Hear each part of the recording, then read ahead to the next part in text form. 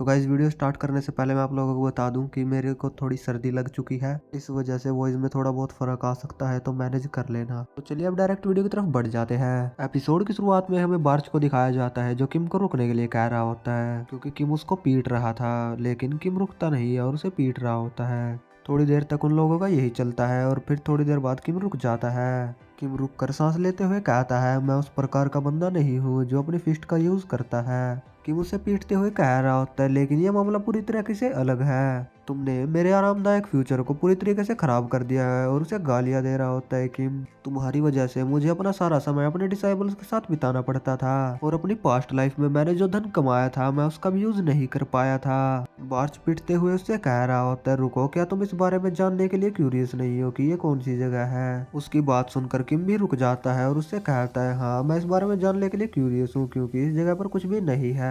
बार्च किम को बताता है ये एक इमेजिनरी वर्ल्ड है। बार्च किम को बताते हुए कहता है, अगर सही कहा जाए तो ये एक दूसरा स्पेस है। तुम जो कुछ भी देख रहे हो ये बस एक इमेजिनरी वर्ल्ड है, क्योंकि मेरी बॉडी का अस्तित्व तो 300 साल पहले ही मिट गया था। किम उसकी बात सुनकर उससे कहता है, तुम्हारे कहने का मतलब ये है कि तुम हमेशा से इस रैलिक में रहे हो? बार्च भी उसकी बात पर हाँ बोल देता है। फिर किम उससे कहता है, तो इस सब का मतलब क्या बनता है? उसकी बात सुनकर बार्च खुश होते हुए उससे कहता है, तुम सही कह रहे हो कि मैं एक कॉन्स्टिलेशन बन गया हूँ। गाइस, कॉन्स्टिलेशन का मतलब नक्षत्र होता है जो तारामंडल में होते हैं। एक तरीके से हम इन लोगों को गॉड भी कह सकते हैं। बार्च की बात पर किम कोई भी अच्छा सा रिएक्शन नहीं देता और ऐसे ही खड़ा रहता है। फिर किम उसे एक पंच मारते हुए कहता है, आखिरकार ये क्या बकवास है? फिर हमें बाहर की तरफ का सीन दिखाया जाता है जहाँ पर चोई के फादर किम का वेट कर रहे होते हैं। थोड़ी ही देर में किम भी उस टावर के अंदर से बाहर आ जाता है। किम चोई के फादर के पास आ जाता है। चोई के फादर उससे कहते हैं, तुमने अंदर कुछ भी अजीब नहीं किया है। किम उससे कहता है, बेशक मैंने ऐसा कुछ भी नहीं किया, मैं तो बस इधर उधर देख रहा था। अगर मैं नीचे की तरफ जाता तो मैं अपने माइंड की कॉन्शियसनेस खो सकता था। चोई के फादर किम की बात सुनकर उससे कहते हैं, ठीक है मैं समझ गया, तो अब घर चले जाओ क्योंकि रात बहुत ज्यादा हो चुकी है।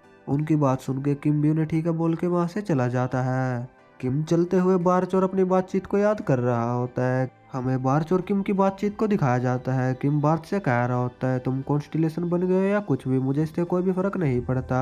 तुम बस मुझे इतना बताओ कि जो सिस्टम विंडो मेरे सामने ओपन हुई थी, क्या उसके पीछे तुम्हारा हाथ है? बार्च किम को कहता है, मुझे इस बारे में कुछ भी नहीं पता। किम गुस्सा होकर बार्च का कॉलर पकड़ लेता है और बार्च उससे कहता है, मैं झूठ नहीं बोल रहा हूँ, मैं सच कह रहा हूँ। बार्च किम को बताता है, जब तुमने मुझे मार दिया था उसके बाद मैं इसी जगह के अंदर हूँ। उसकी बात सुनकर किम भी उसका कॉलर छोड़ देता है और उससे कहता है, अगर तुमने ऐसा नहीं किया तो ये फिर किसने किया? बार्च किम को बताता है, वो नोटिफिकेशन मुझे भी मिली थी, उसमें लिखा था तुम्हें पुनर्जन्म वाले किम से मिलना है तो तुम्हारी मेमोरीज वापस आ जाएगी। और जब मैं तुमसे मिल गया हूँ तो मेरी मेमोरीज आ चुकी है। और उसी बीच एक सस्पिशियस पर्सन सामने आया। मुझे लगता है ये सब उसी का काम है जिसने मुझे टावर ऑफ डिस्ट्रक्शन का मालिक बनाया। कि मुझसे कहता है, जिस बंदे ने तुम्हें टावर ऑफ डिस्ट्रक्शन का बॉस बनाया, आखिरकार वो बंदा कौन है?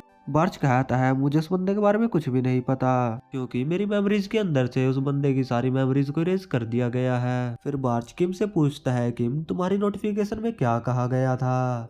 किम बताता है, उसमें मुझे एक वेपन को ढूंढने के लिए कहा गया था, लेकिन नीचे का मैं पढ़ नहीं सका क्योंकि उसे वर्गों के द्वारा कंसीडर किया गया था। किम बार्च से कहता है, मुझे ऐसा नहीं लगता कि मैंने अपनी कोई मेमोरीज को खोया हो, मुझे टावर से जुड़ी हुई अपनी सारी मेमोरीज याद है। बार्च कहता है, ऐसा हो सकता है अगर तुम्हारी मेमोरीज अभी तक तुम्हारे दिमाग के अंदर नहीं आई हो। तुमने हथियार ढूंढ लिया है और स्वाभाविक रूप से देखा जाए तो तुम्हारी मेमोरीज भी तुम्हारे अंदर आ जानी चाहिए। बार्च की बात सुनकर किम शॉक हो जाता है और उससे कहता है, क्या मैंने हथियार को पहले ही ढूंढ लिया है? लेकिन मैंने तो अभी तक किसी भी हथियार को नहीं ढूंढा है। बार्च कहता है, तुमने सही कहा। फिर बार्च कहता है, ये स्पेस जो है वो एक स्वॉर्ड के अंदर बना हुआ है। हमें पता चलता है ये स्वॉर्ड जो है वो किम के विलेज की है जो उसका पास्ट लाइफ में हुआ करता था। बार्च कहता है, मैं अब एक कॉन्स्टिलेशन बन गया हूँ तो मैंने विलेज स्वॉर्ड को एक अवशेष के रूप में इस्तेमाल कर लिया था। उसकी बात सुनकर किम को काफी ज्यादा गुस्सा आ जाता है और किम उसके ऊपर भड़क जाता है। फिर सीन वापिस से प्रेजेंट में आ जाता है जहाँ पर किम चलते हुए जा रहा था। किम चलते हुए अपने मन में कह रहा होता है, मेरी विलेज स्वॉर्ड एक अवशेष बन गई जिसके अंदर एक कॉन्स्टिलेशन भी है। आखिरकार ये कैसी सिचुएशन है? मैं इसे डिस्ट्रॉय करके इससे पीछा छुड़ाना चाहता था, लेकिन अब इस बात से कोई भी फर्क नहीं पड़ता, क्योंकि सिस्टम विंडो में लिखा हुआ था कि आपको इसे कंप्लीट करने के लिए एक विलेज स्वॉर्ड की रिक्वायरमेंट है, और अब ये विलेज स्वॉर्ड मेरे पास आ चुकी है। इस वजह से मैं अब एक कदम आगे बढ़ चुका हूँ। किम अपने मन में ये सब बातें सोच ही रहा था, तभी कोई उसे पीछे से आवाज देता है। हमें दिखाया जाता है बहुत से लोग किम के पीछे खड़े हुए होते हैं और उनके पास कई सारे हथियार भी होते हैं। फिर हमें इस येलो हेयर वाले बंदे के बारे में बताया जाता है। ये वलहला एकेडमी का सेकंड ईयर स्टूडेंट है। ये सनराइज फैमिली का सबसे एल्डेस्ट सन है और इसका नाम लैरिक सनराइज है। ये बंदा किम से कहता है कि ओए, तुम्हारे सीनियर स्ट्रिपर है, तो क्या तुम हमें अपने बारे में नहीं बताओगे? इसकी बात सुनकर किम इससे कहता है, सीनियर क्या आप जैसे बुलीज के पास भी जूनियर्स होते हैं? किम की बात सुनकर ये बंदा किम से कहता है कि क्या हुआ, अगर तुम फर्स्ट ईयर में फर्स्ट प्लेस पर भी हो तो तुम्हें आकर अपने सीनियर्स को नमस्ते करना चाहिए। तभी लैरिक की साइड में जो बंदा खड़ा हुआ होता है वो लैरिक से कहता है, लैरिक ब्रदर, मैं सबसे पहले से जाकर पीटूंगा। उसकी बात सुनकर लैरिक उससे कहता है, इस बच्चे पर जरा भी रहम मत दिखाना। तभी वो बंदा किम की तरफ देखते हुए उससे कहता है, ओए न्यू कॉमनर, तुम्हें फर्स्ट ईयर और सेकंड ईयर के बीच में डिफरेंस पता होना चाहिए। उस बंदे के इतना कहते ही किम उसके पेट में एक लात जड़ देता है, जिसका इम्पैक्ट काफी ज्यादा होता है, जिस वजह से वो उन सीनियर्स के ऊपर से उड़ता हुआ एक दीवार में जाकर टकराता है, जिस वजह से दीवार में भी क्रैक आ जाते हैं। जैसे ही लैरिक अपने बंदे की हालत देखता है वो कहता है, ये कमीना सच में पागल है। जैसे ही वो बंदा किम की तरफ देखता है वो काफी ज्यादा शॉक हो जाता है। हमें दिखाया जाता है किम ने अपनी स्वॉर्ड को समन कर लिया है, जिसे देखकर वो बंदा अपने मन में कह रहा होता है, एक स्वॉर्ड, आखिरकार ये इसने कैसे किया? अभी तक तो इसके पास एक भी हथियार नहीं था, आखिरकार ये कैसे हो सकता है? किम उन लोगों की तरफ देखते हुए उनसे कह रहा होता है, इस स्वॉर्ड की ग्रिप मैं तुम्हारी जी में डाल दूंगा। ऐसा कहते हुए वो काफी ज्यादा एविल स्माइल दे रहा होता है। किम उनसे कहता है, जल्दी मेरे ऊपर हमला करो, मुझे काफी ज्यादा मजा आएगा, अगर तुमने ऐसा नहीं किया तो मैं तुम सबको क्रश कर दूंगा। किम के इतना कहने के साथ में हमें 3 घंटे पहले का सीन दिखाया जाता है। हमें वेंट्रिक को दिखाया जाता है जो लैरिक से कह रहा होता है, सीनियर बस आपको मेरे एक सिंपल सा काम करना होगा। फिर रोकडिल कहता है कि सीनियर आपको एक बच्चे का ख्याल रखना है, अगर आप ऐसा करते हैं तो मैं आपको एक अच्छा सा रिवॉर्ड दूंगा, जिससे सनराइज फैमिली भी ग्रो होगी। फिर वो किम के बारे में बताते हुए कहता है कि वो बस एक फर्स्ट ईयर का स्टूडेंट है जिसका नाम किम है, आपको बस उसकी देखभाल करनी होगी। अगर आप हथियारों का भी इस्तेमाल करोगे तो इससे कोई भी फर्क नहीं पड़ेगा, बस मैं तो गंदगी साफ करने के लिए जा रहा हूँ। फिर वो कहता है, क्या आप इसे एक्सेप्ट करोगे? लैरिक भी उसकी बात को मान जाता है। फिर लैरिक उस रूम से बाहर आ जाता है। लैरिक बाहर आकर अपने मन में सोच रहा होता है, भले ही वो बच्चा फर्स्ट ईयर के फर्स्ट प्लेस पर क्यों ना हो, लेकिन है तो वो एक फर्स्ट ईयर स्टूडेंट ही, जो एक सेकंड ईयर स्टूडेंट का ओपोनेंट नहीं हो सकता। ऐसा इसलिए है क्योंकि एक सेकंड ईयर स्टूडेंट का कॉन्ट्रैक्ट कॉन्स्टिलेशन के साथ होता है। फिर वो कॉन्स्टिलेशन के बारे में बताते हुए कहता है कि वलहला के फर्स्ट ईयर स्टूडेंट्स को दूसरे सेमेस्टर में कॉन्स्टिलेशन रूम में जाना होगा और किसी कॉन्स्टिलेशन के साथ कॉन्ट्रैक्ट बनाना होगा। जिन स्टूडेंट्स के साथ कॉन्ट्रैक्ट साइन किया जाता है वे कॉन्ट्रैक्टर्स बन जाते हैं और सेकंड ग्रेड के स्टूडेंट्स बन जाते हैं। जब आप एक कॉन्ट्रैक्टर बन जाते हैं तो आप अपने कॉन्स्टिलेशंस की पावर का यूज कर सकते हैं। फिर ये किम के बारे में बताते हुए कहता है, और किम जो विशेष फैमिली में पैदा नहीं हुआ है उसके पास कोई गार्डियन कॉन्स्टिलेशन नहीं है। गाइस, इस बंदे को किम के बारे में कुछ भी नहीं पता, क्योंकि किम के पास कॉन्स्टिलेशन है जो कि बार्च है, वो भी एक कॉन्स्टिलेशन बन गया है। फिर ये बंदा कहता है, मैं उसे आसानी से हरा सकता हूँ। ऐसा कहते हुए ये बंदा काफी ज्यादा एविल स्माइल दे रहा होता है। अब सीन वापस से प्रेजेंट में आ जाता है, जहाँ पर इस बंदे की फटके 40 हो रखी होती है और ये बंदा अपने मन में कह रहा होता है कि जैसा मैंने सोचा था ये सब तो उसका उल्टा हो रहा है, आखिरकार ये कैसे हो सकता है। तभी हमें किम की तरफ का सीन दिखाया जाता है। किम अपनी स्वॉर्ड से उन बंदों को मार रहा होता है। तभी हमें एक मोटे बंदे को दिखाया जाता है जो अपने डैगर में अपनी एनर्जी को डालते हुए कह रहा होता है, मैं आज इस न्यू कॉमनर को नहीं छोड़ूंगा। वो बंदा ये सब कह ही रहा होता है, तभी किम की जो स्वॉर्ड है वो उसके मुंह के पास में आ जाती है। किम उसके मुंह पे एक स्ट्राइक मार के उसे दूर फेंक देता है। इसी बीच एक बंदा किम के ऊपर कूदते हुए अपनी स्टिक के साथ एक स्ट्राइक करता है, जो कि काफी ज्यादा जोरदार होती है। वो स्ट्राइक वहीं पर पड़ती है जहां पर किम खड़ा हुआ था, लेकिन किम ने स्ट्राइक को काफी इजीली डॉच कर लिया होता है और उसकी साइड में आ गया होता है, जैसा कि उसने चोई के खिलाफ किया था। किम उस बंदे से कह रहा होता है, क्या तुम मुझे ढूंढ रहे हो? ऐसा कहते हुए किम उसके फेस पे एक जोरदार हिट करता है, जिसका इम्पैक्ट काफी ज्यादा होता है। वो उड़ते हुए सीनियर के बगल में जाके गिरता है, जिसे देखकर सीनियर अपने मन में कह रहा होता है, नहीं ये नहीं हो सकता। वो एक के बाद एक सेकंड ईयर के स्टूडेंट को पीट रहा है। अगर देखा जाए तो फर्स्ट ईयर के स्टूडेंट्स की तुलना में सेकंड ईयर के स्टूडेंट काफी ज्यादा स्ट्रोंग होते हैं, लेकिन इस बच्चे के सामने ये सब हेल्पलेस लग रहे हैं। आखिरकार ये कैसी अजीब सी स्वॉर्डमैनशिप है। ऐसा लग रहा है जैसे ये बच्चा बस हवा में ही स्वॉर्ड को घुमा रहा हो, लेकिन ये उससे काफी ज्यादा है, जिस वजह से मेरे साथी घायल हो रहे हैं। किम के सामने 3 बंदे खड़े हुए होते हैं। किम उनकी तरफ देखते हुए उनसे कह रहा होता है, क्या मैंने तुमसे नहीं कहा था अगर तुम मेरे ऊपर हमला नहीं करोगे तो मैं तुम सबको क्रश कर दूंगा। तो अब खड़े क्या हो, जल्दी से मेरे ऊपर हमला करो। किम की बात सुनकर वो सीनियर अपने मन में कह रहा होता है कि डैम इट, ये सब लोग खड़े होकर ये पता लगाने की कोशिश कर रहे हैं आखिरकार इस बंदे के पास कैसे जाया जाए।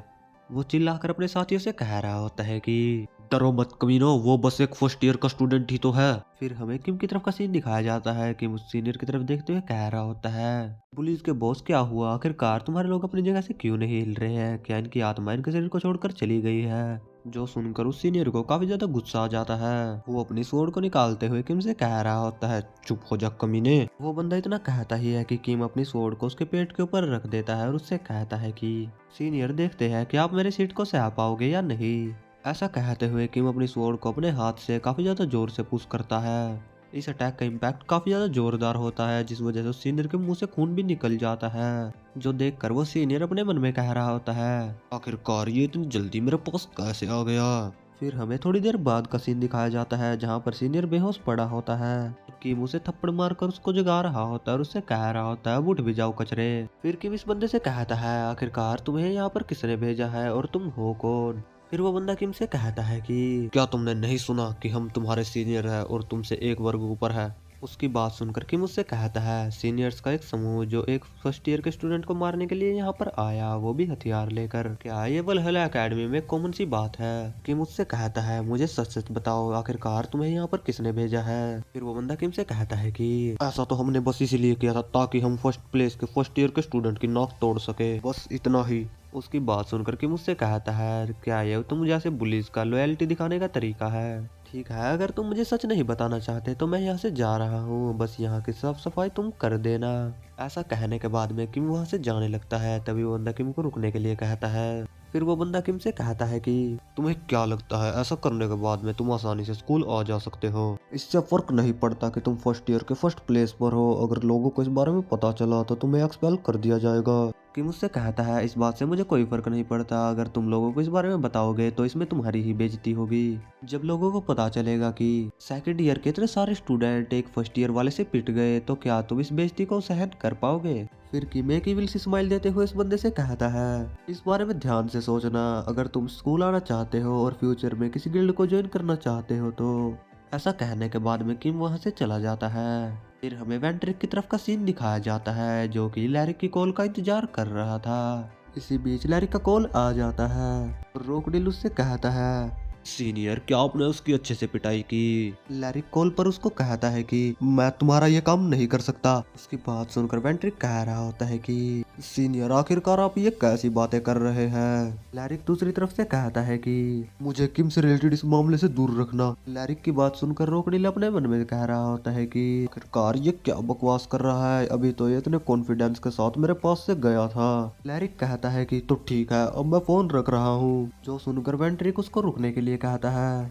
फिर वेंट्रिक कहता है कि अगर आप ऐसा इसलिए कह रहे हैं कि किम ने आपको मारा है तो प्रशासन को रिपोर्ट करने के बारे में आप क्या सोचते हैं? अब तो हमारे पास किम को फंसाने के लिए पर्याप्त सबूत भी है। ऐसा कहते हुए वो हंस रहा होता है। फिर वो कहता है, अगर आप ऐसा करते हैं तो मैं आपको वादे के मुताबिक पूरी रकम भी दूंगा और साथ ही वेंट्रिक फैमिली से आपकी फैमिली के बारे में भी बात करूंगा ताकि वो आपको फंड दे सके। फिर हमें लैरिक की तरफ का सीन दिखाया जाता है। लैरिक कह रहा होता है कि अगर हमने ऐसा किया तो हम अपना खोया हुआ सम्मान वापस नहीं ला पाएंगे। ऐसा कहने के बाद में लैरिक कॉल कट कर देता है, जिस वजह से रोकडिल को काफी ज्यादा गुस्सा आ जाता है और वो अपने फोन को भी तोड़ देता है। गाइस यार कंफ्यूज मत होना, मैं कभी कभी से रोकडिल बुला रहा हूँ और कभी कभी वेंट्रिक, तो इस वजह से कंफ्यूज बिल्कुल भी मत होना। फिर वेंट्रिक यूरी से कहता है कि हे यूरी जल्दी से डिजायरा को कॉल करो। उसकी बात सुनकर यूरी उससे कहती है, इस बारे में मैंने पहले ही डिजायरा को इन्फॉर्म कर दिया है। उन्होंने मुझसे कहा था कि मैं अभी काफी ज्यादा दूर हूँ तो मुझे आने में थोड़ा बहुत समय लग सकता है। फिर यहाँ से डायरेक्ट सीन शिफ्ट होता है। हमें मैक्सिको की एप्रिलिया एकेडमी का सीन दिखाया जाता है। हमें दिखाया जा रहा होता है किसी बंदे ने बहुत सारे बंदों को पीट रखा है।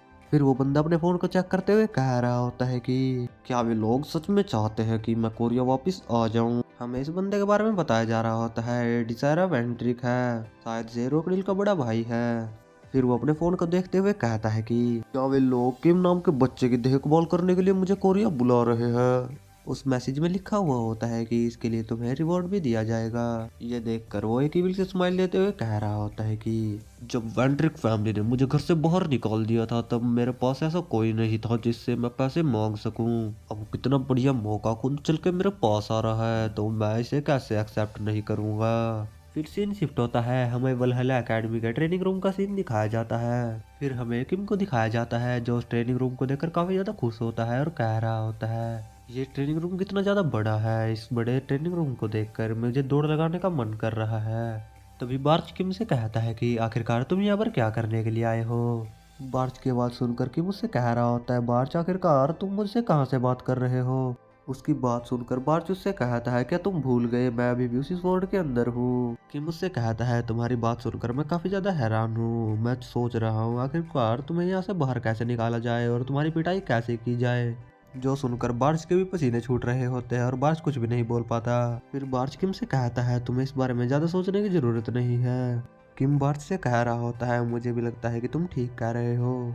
किम स्ट्रेचिंग करते हुए उससे कह रहा होता है क्या तुम ठीक हो, वहाँ पर तुम्हें कैसा लग रहा है। उसकी बात सुनकर बार्च कह रहा होता है क्या तुम मेरे बारे में बात कर रहे हो। किम कहता है नहीं मैं तुम्हारे बारे में बात नहीं कर रहा, मैं स्वॉर्ड के बारे में बात कर रहा हूँ जो एक आर्टिफैक्ट बन गई थी और वलहल एकेडमी में रखी जा रही थी। किम कहता है हम उसके साथ कॉन्स्टिलेशन रूम से बाहर आए हैं, मैं इसी चीज को लेकर चिंतित हूँ। उसकी बात सुनकर बार्च उससे कहता है तुम्हें चिंता करने की जरूरत नहीं है क्योंकि मैंने स्वॉर्ड को उसकी प्रकृति से बदल दिया है। उसकी बात सुनकर किम मुझसे कहता है आखिरकार तुमने डुप्लीकेट बनाने की कला कहाँ से सीखी। बार्च कहता है जब मुझे होश आया तो मैं अपनी सारी शक्तियाँ खो चुका था, लेकिन रेप्लिका बनाने की कला में मैं हमेशा से ही सक्षम था। बार्च कह रहा होता है आखिरकार ये क्षमता मेरे पास से क्यों नहीं गई जबकि मेरी सारी शक्तियाँ छीन ली गई थी। उसकी बात सुनकर कि मुझसे कह रहा होता है ऐसी बहुत सी चीजें हैं जिनके बारे में तुम अभी भी नहीं जानते।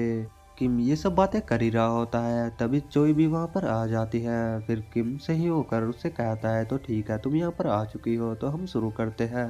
हमें दिखाया जाता है चोई अपने साथ एक वुडन स्वॉर्ड भी लेकर आई है। चोई कह रही होती है तो क्या आप अब मुझे स्वॉर्ड टेक्निक सिखाने जा रहे हैं। उसकी बात सुनकर किम उससे कहता है नहीं हमें पहले तुम्हारे स्टेमिना को बढ़ाना होगा।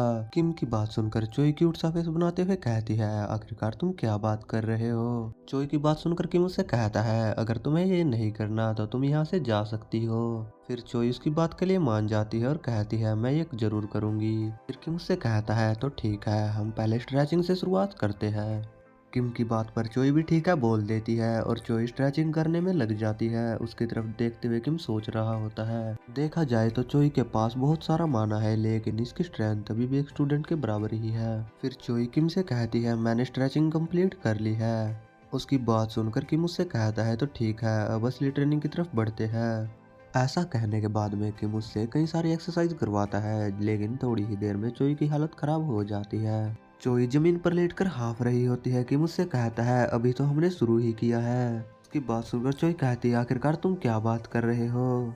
कि मुझसे कहता है अब लेटना बंद भी करो और जल्दी से उठ जाओ, अभी तो हमें 20 किलोमीटर की रनिंग भी कंप्लीट करनी है। ये सुनकर चोई की हालत काफी ज्यादा खराब हो जाती है। फिर हमें डायरेक्ट अगले दिन का सीन दिखाया जाता है जहाँ पर चोई अपनी क्लास में बैठी होती है। चोई की हालत अभी भी खराब होती है और उसकी बॉडी शेक कर रही होती है। फिर हमें किम को दिखाया जाता है। किम कह रहा होता है मैं बहुत अच्छा महसूस कर रहा हूँ, भले ही हमने बहुत ज्यादा मेहनत की लेकिन चोई की फिजिक्स इवॉल्व होने के लायक है। तभी वहाँ पर टीचर आ जाती है और कहती है सब शांत हो जाओ। फिर हमें इस टीचर के बारे में बताया जाता है, इसका नाम लिलिया है और ये वलहला में एक अपर इंस्ट्रक्टर है और ये डायमेंशनल मॉन्स्टर के सब्जेक्ट की सुपरवाइजर है। फिर ये कहती है आज आप लोगों का एक सिंपल रिटर्न टेस्ट होगा। थोड़ी ही देर बाद सभी को टेस्ट भी डिस्ट्रीब्यूट कर दिए जाते हैं। थोड़ी देर बाद टीचर उन लोगों से कहती है टाइम खत्म हो गया है तो सब अपने टेस्ट को जमा करा दो। फिर टीचर उन लोगों को कहती है आज का ये टेस्ट तुम्हारे ओवरऑल स्कोर में नहीं जोड़ा जाएगा, ताकि अगली क्लास में इस टेस्ट का प्रयोग आपकी क्षमता को मापने के लिए किया जाएगा।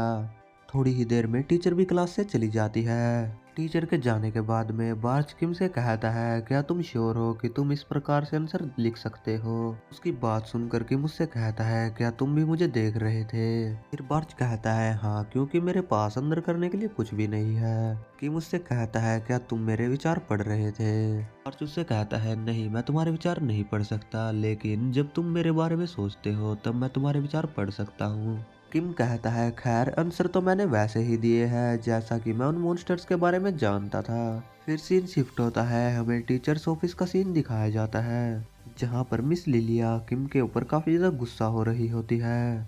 फिर वो किम के पेपर को अपने हाथ में लेते हुए कह रही होती है, उसने इन स्टेटमेंट्स को बकवास कहने का प्रयास किया है।